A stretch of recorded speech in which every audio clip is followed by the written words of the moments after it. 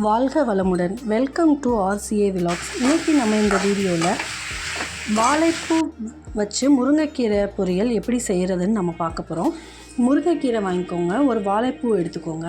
இப்போ நம்ம வாழைப்பூவை ஒரு கிண்ணத்தில் கொஞ்சம் மோர் ஊற்றி அதை தண்ணியில் கலந்து இந்த வாழைப்பூவை இந்த மாதிரி ஒன்று ஒன்றா எடுத்து அதை கட் பண்ணி அதில் போடணும். ஏன்னா மோர் கலந்த தண்ணியில் போட்டால் வாழைப்பூ கருக்காமல் நல்லாயிருக்கும். அதனால் மோர் கலந்த தண்ணியில் நம்ம கட் பண்ணி போடணும்.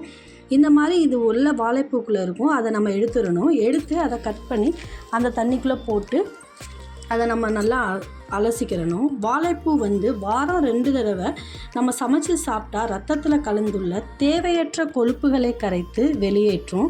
இதனால் இரத்தத்தின் பசைத்தன்மை குறைந்து இரத்தம் வேகமாக செல்லும். வாழைப்பூ உடம்புக்கு ரொம்ப நல்லது. இப்போது சின்ன வெங்காயம், பச்சை மிளகா கட் பண்ணி வச்சுக்கிட்டோம். வாழைப்பூவை நல்லா 2-3 தடவை கழுவி வச்சுக்கோங்க. முருங்கைக்கீரையை உருவி அதையும் நல்லா கழுவி வச்சுக்கோங்க. இப்போ நம்ம ஒரு பாத்திரத்தை வைக்க போகிறோம். அடுப்பில் வச்சு அதை காஞ்சதுக்கப்புறம் எண்ணெய் ஊற்றிக்கோங்க. எண்ணெய் ஊற்றி எண்ணெய் காஞ்சதும் நம்ம சீரகம், கடுகு, உளுந்து போட்டு நம்ம தாளிக்க போகிறோம். இப்போ ஜீரகம், கடுகு, உளுந்து பருப்பு போட்டு தாளிச்சுக்கோங்க. அது நல்லா பொரிஞ்சு வெடித்து வரட்டும். வாழைப்பூ நம்மளோட செரிமான தன்மையை அதிகரிக்கும்.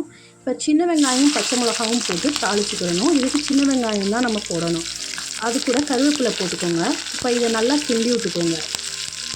பெண்களுக்கு உண்டாகும் கருப்பை கோளாறுகளை வாழைப்பூ சாப்பிட்றதுனால அது நம்மளுக்கு நீங்கும். இப்போ இது நல்லா தாளித்ததுக்கப்புறம் இதில் இருக்க நம்ம வச்சுருந்த வாழைப்பூவை இதில் நல்லா அந்த தண்ணியை புழிஞ்சிட்டு நம்ம இதை போட்டுக்கோங்க. இப்போ போட்டு இதை நல்லா கிண்டி விட்டுக்கிறணும். வாழைப்பூ சீக்கிரமே வெந்துடும். நல்லா கிண்டிக்கோங்க. அந்த எண்ணெயிலே நல்லா கிண்டிக்கோங்க. இப்போ நம்ம நல்லா கிண்டிக்கிட்டே இருக்கணும். அந்த எண்ணெயிலே என்ன ஆகுதுன்னா அது நம்மளுக்கு சீக்கிரம் வெந்துடும். வாழைப்பூ உடம்புக்கு ரொம்ப நல்லது. பெண்களுக்குள்ள வயிற்று கோளாறு பிரச்சனைகள் எல்லாமே வாழைப்பூ சாப்பிட்றதுனால நம்மளுக்கு போகும். வயிற்று புண்ணு எல்லாமே இதனால் தீரும். இப்போ கொஞ்சம் உப்பு சேர்த்துக்கோங்க. சேர்த்து அதை நல்லா கிண்டி விட்டுக்கோங்க.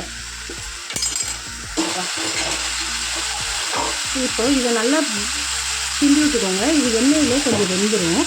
இதுக்கப்புறம் நம்ம முருங்கைக்கீரையை நல்லா அலசி வச்சுருந்ததை இதில் சேர்க்க போகிறோம். முருங்கைக்கீரையில் இரும்பு சத்து ரொம்ப அதிகம். பொதுவாகவே கீரை சாப்பிட்டா நம்ம உடம்புக்கு ரொம்ப நல்லது. செரிமான பிரச்சனையும் நம்மளுக்கு இதில் சரியாகும். இது இரும்பு சத்து அதிகமாக இருக்கிறதுனால நம்மளுக்கு உடலில் இரும்பு சத்து அதிகமாக வரும். இது ரொம்ப உடலுக்கு ஆரோக்கியம் முருங்கைக்கீரை.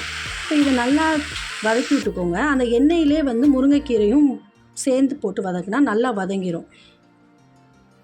வாழைப்பூவும் முருங்கைக்கீரையும் சேர்த்து பொரியல் பண்ணால் அது ரொம்ப நல்லா டேஸ்ட் இருக்கும்.